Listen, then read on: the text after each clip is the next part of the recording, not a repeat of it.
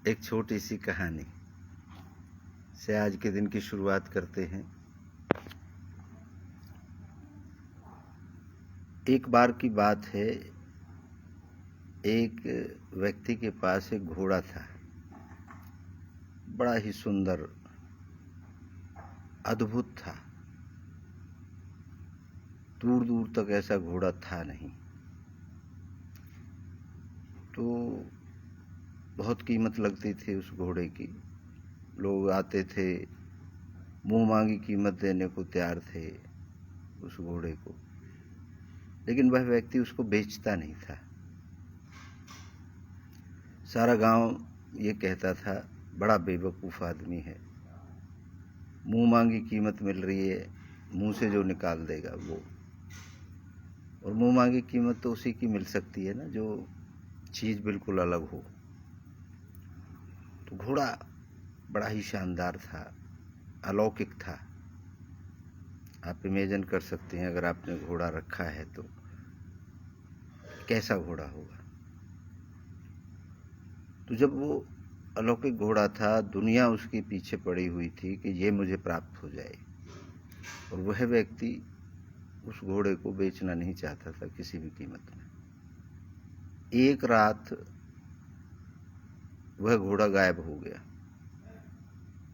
अब तो पूरा गांव को पता चला सुबह, और सब अलग अलग बातें करने लगे कि बड़ा बेवकूफ़ आदमी है, हम तो पहले ही कहते थे भाई बेच दे इसको।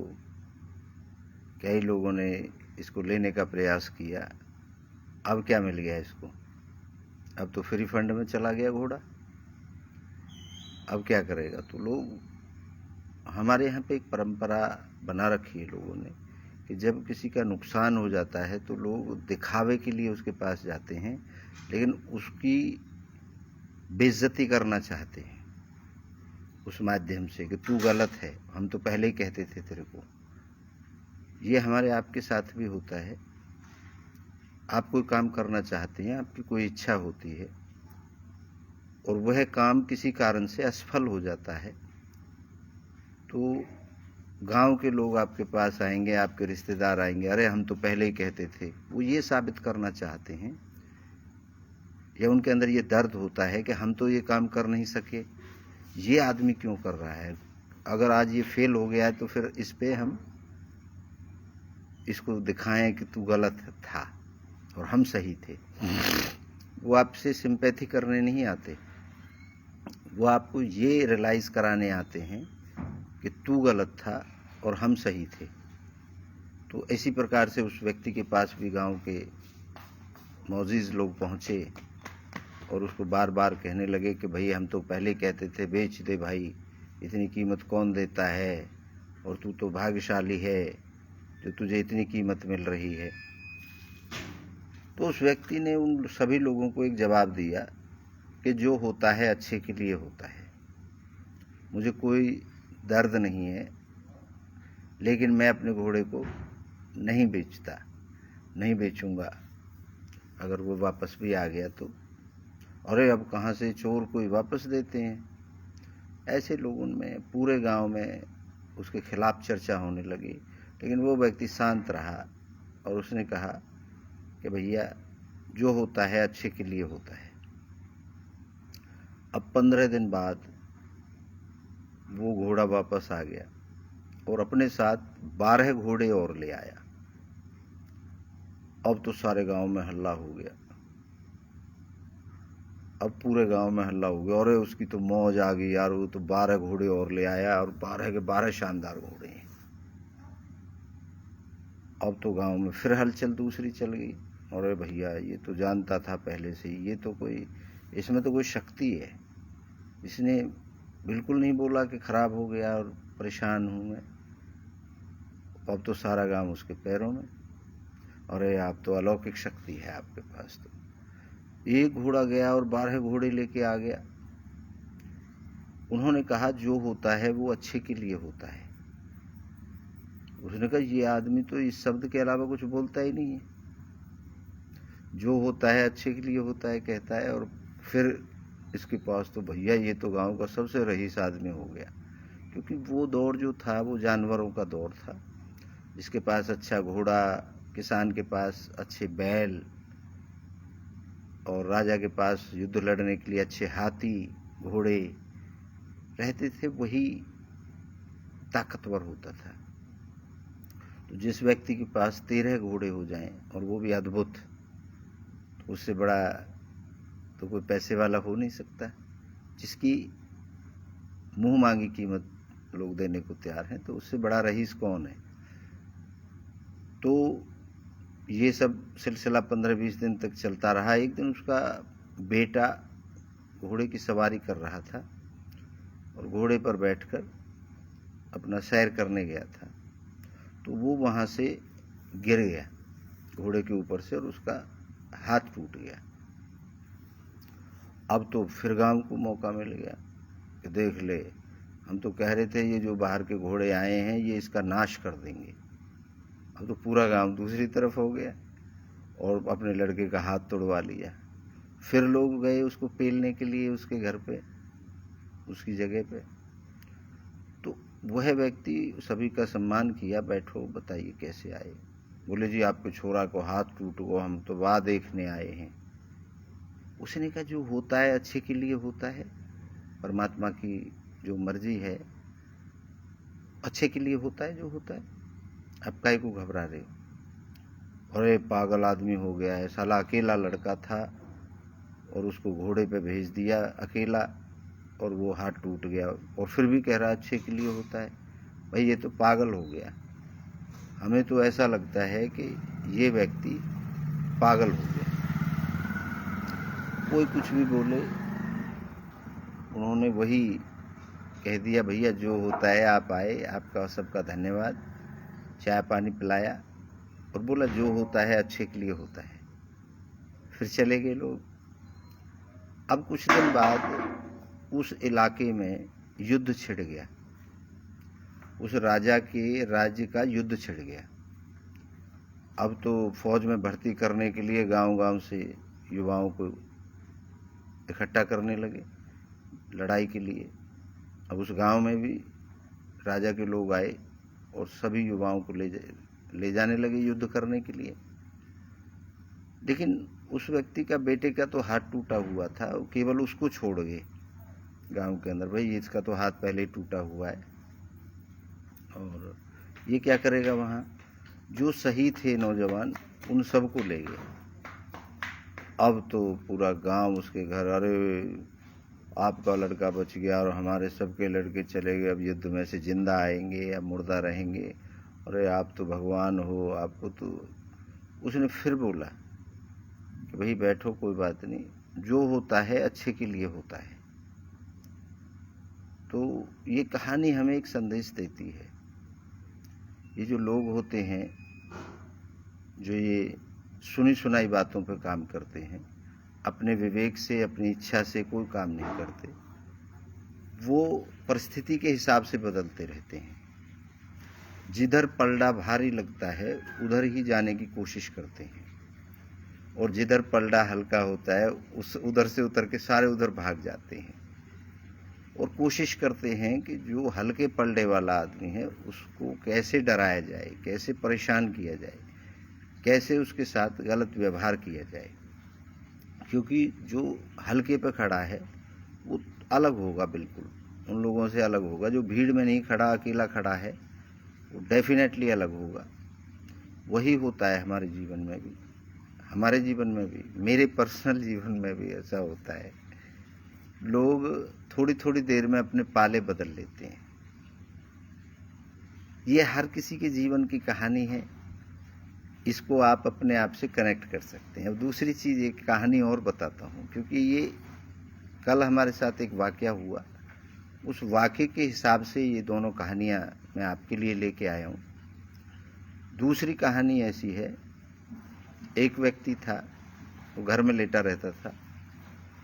लेटे लेटे उसके दिमाग में एक आइडिया आया। सारी दुनिया काम करती थी, वो अपने घर में मस्त रहता था, खाना खा लेता था, अपना किसी के पास जाता भी नहीं था। ऐसे नहीं कि भाई मैं खाली हूँ तो मैं जाके वहाँ टाइम पास करूँ, क्योंकि टाइम पास वो करते हैं जिनको टाइम का पता नहीं होता और जो टाइम की कीमत जानते हैं वो अकेले रहते हैं और उन पलों को सोचते हैं, समझते हैं और कोशिश करते हैं कि उन पलों से कुछ सीखा जाए, क्योंकि अकेला रहना बहुत बड़ी ताकत देता है। भीड़ में रहना आपकी ताकत को ख़त्म कर देता है, क्योंकि आपकी एनर्जी भीड़ में छिन्न भिन्न हो जाती है। और जब आप अकेले रहते हो तो आपकी सारी शक्तियाँ आपके इनर सिस्टम को, अपनी इच्छा को, जो मेन इच्छा है उसको जगाने की कोशिश करते हैं। तो खैर कहानी पे आते हैं। एक व्यक्ति अपने घर में लेटा लेटा उसके दिमाग में एक आइडिया आया। उसके दिमाग में एक आइडिया आया और वह सीधा राजा से मिलने चला गया। राजा से मिलने चला गया तो अब राजा ने बोला, राजा से तो कोई भी मिल सकता है। तो राजा से मुलाकात हुई तो उसने कहा, महाराज मेरे पास एक ऐसी ड्रेस है, उस ड्रेस से अमर हो जाता है आदमी, और वो देवताओं ने दी है मेरे को। क्योंकि मैं तपस्या करता हूँ, आपने देखा होगा, मैं तपस्या करता हूँ और मुझे वो ड्रेस देवताओं ने दी है। तो अब मैं तो देखो कुछ काम धाम करता नहीं, मैं तो उस ड्रेस को बेच दूंगा आपको। तो राजा बड़ा खुश हुआ कि भैया ऐसी ड्रेस मिल जाए, मेरे पास तो पैसे की कमी नहीं है, इसको पैसा ही तो चाहिए, मैं तुझे पैसा दे दूंगा, तू वो ड्रेस मुझे दे देना। उसने कहा जी ठीक है, मैं फिर अब दोबारा से तपस्या करूंगा और 15 दिन लगेंगे उस ड्रेस को वापस मंगवाने में। मैंने वो सेफ जगह रखवा रखी है, देवताओं के हवाले कर रखी है। राजन का कोई बात नहीं, पर कुछ एडवांस तो दे दो जी। भाई मैं जाऊंगा, तपस्या करूंगा, खर्चा होगा, कुछ एडवांस दे दो। उसने कहा क्या चाहिए तेरे को एडवांस? उसने कहा 5 लाख असरफी दे दो। उसने कहा 5 लाख असरफी एडवांस में, और टोटल ड्रेस कितने की है? उसने कहा जी 1 करोड़ की, 1 करोड़ असरफियाँ उसकी कीमत है। तो राजा होते हैं, उन्हें क्या फर्क पड़ता है। उसने कहा भाई वजीर को बोला कि भाई इसको 5 लाख असरफी दे दो। वजीर बोला महाराज किसके चक्कर में आ रहे हो, ये तो बेवकूफ़ बना रहा है।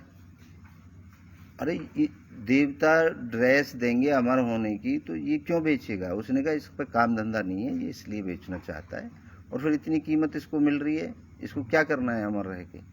मैं तो राजा हूँ, मुझे तो अमर रहना है। तो वजीर तो आपको पता है कि वजीर तो सलाहकार होते हैं, अपने चक्कर में रहते हैं, किसी का भला नहीं करवाना चाहते। जो रायचंद होते हैं वो हमेशा अपना भला करना चाहते हैं, दूसरा भाड़ में जाए। तो मैं इन वजीरों को भी रायचंद कहता हूँ। तो राजा ने कहा नहीं, इनको 5 लाख अशरफियाँ दे दो और लाने दो ड्रेस। वह आदमी सीधा 5 लाख अशरफी लेके अपने घर में जा लेटा और अपना आनंद करने लगा। अब उन्होंने पहरे लगा दिए कि भाई इसका ध्यान रखो कहीं भाग ना जाए, इन अशरफियों को लेके कहीं भाग ना जाए। तो वो तो अपना घर से बाहर, उसको जाना ही नहीं था कहीं भी, और पहरेदार बाहर बैठे रहे, सेना बाहर बैठी रही। अब 15 दिन हो गए तो सारा लोग इस इंतज़ार में थे कि अब फंस गया बेटा, अब इसकी पता लगेगी, क्योंकि ये देवता तो ये तो ढोंगी आदमी है, ये तो कुछ करता ही नहीं तपस्या। देवता तो कहाँ से इसको ड्रेस दे देंगे? साले आज तक उस फलाने महात्मा को नहीं दी, वो इतने दिन से तपस्या कर रहा है, फलाने व्यक्ति को नहीं दी, फलाने को नहीं दी, अब ये तो साला घर में लेटा रहता है, ये तो ढोंगी है, ये कहाँ से लाएगा ड्रेस? अब 15 दिन बाद उसने एक संदूक उठाई और सर पे रखी और राजा के दरबार में चल दिया। राजा के दरबार में चल दिया तो जाकर के बोला राजा से, राजा साहब मैं ड्रेस ले आया हूँ। उसने कहा ड्रेस ले आए हो? अरे भैया हम तो इंतज़ार ही कर रहे थे आपका कि आप ड्रेस लेके आ रहे हो। कह रहा हाँ साहब ड्रेस ले आया हूँ,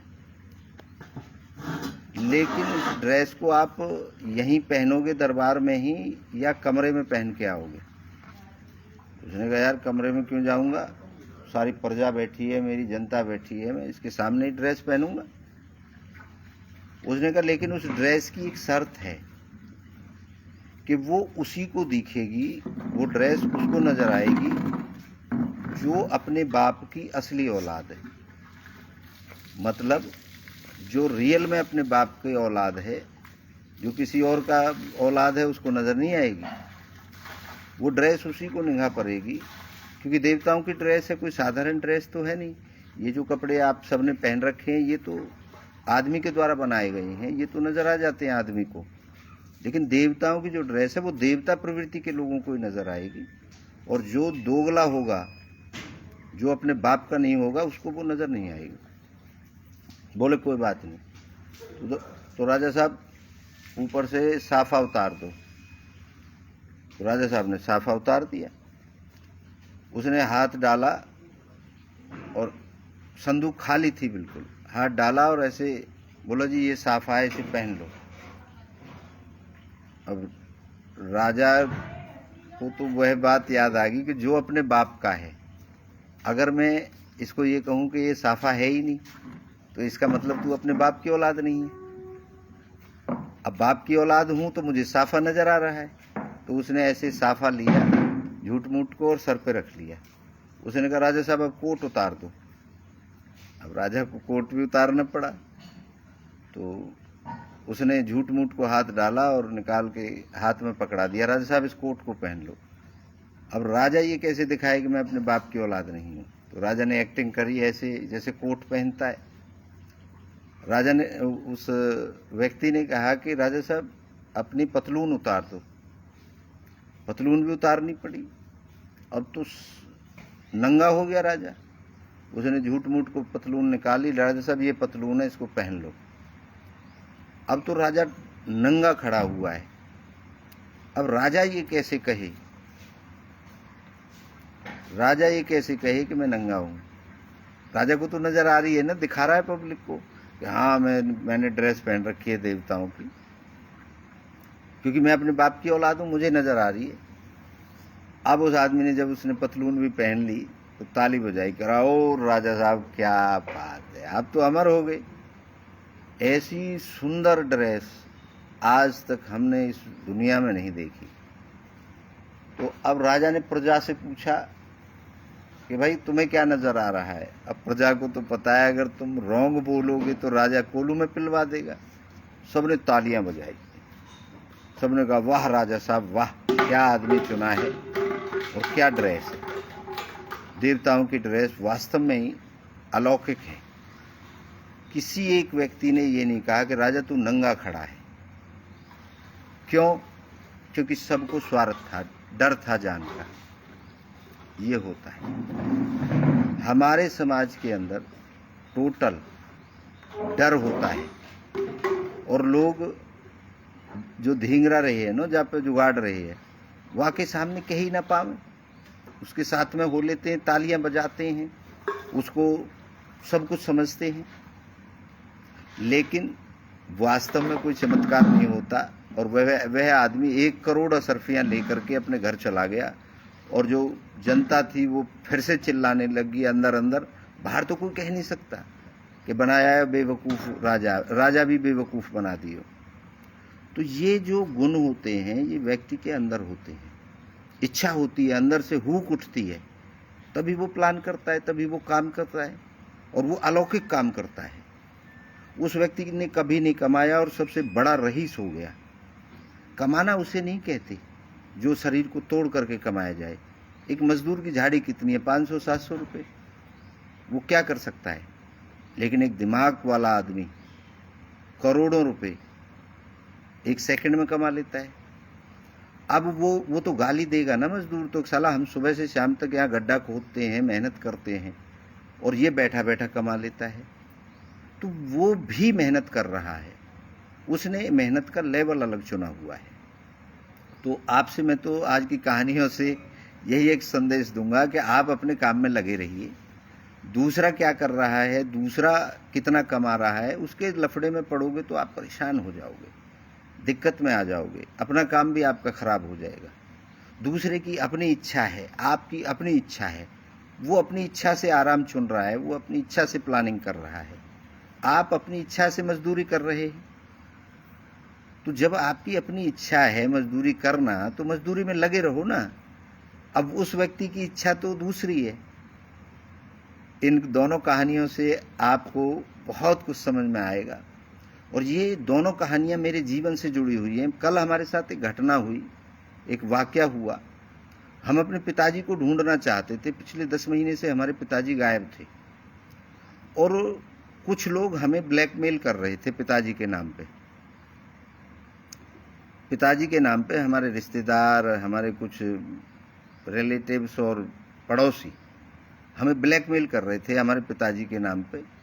और हमारे यहाँ पे 100 करोड़ का एक प्रोजेक्ट आ रहा है हमारे गांव में ही, हमारी संस्था लेके आ रही है और हम उसके मुखिया हैं, हम मालिक हैं।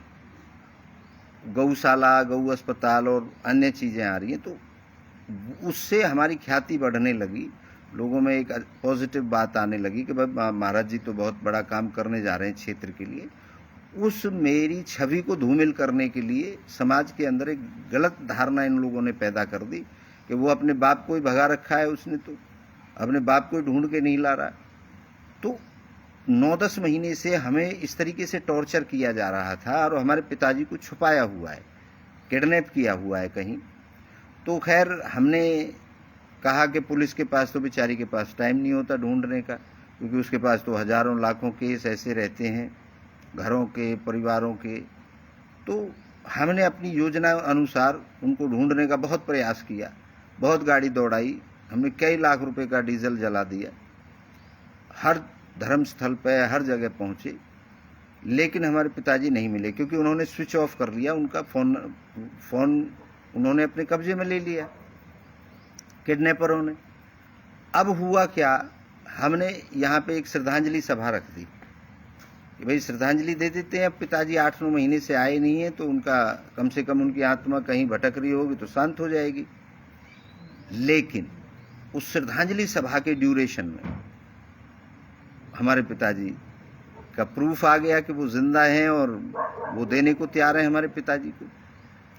तो वहाँ पर एक बहुत बड़ी भीड़ ने हमारे आश्रम पे जाकर के बदतमीजी करी, और जिसमें हमारे गांव के मुखिया जिन्हें आप बोलते हैं, सरपंच जिन्हें बोलते हैं, वो भी शामिल थे।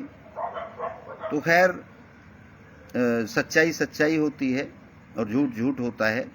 हमारे पिताजी मिल गए हैं, लेकिन वो अभी तक मेरे पास नहीं पहुंचाए गए हैं।